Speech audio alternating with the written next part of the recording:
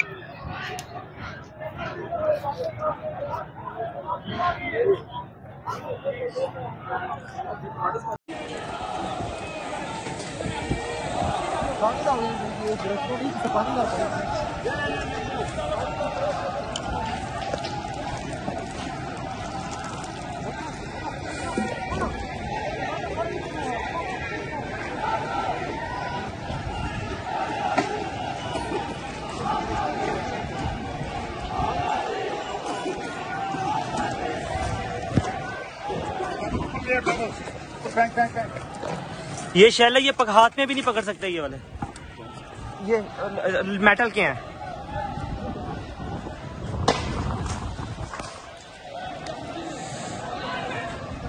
सामने से मार रहे, सामने से।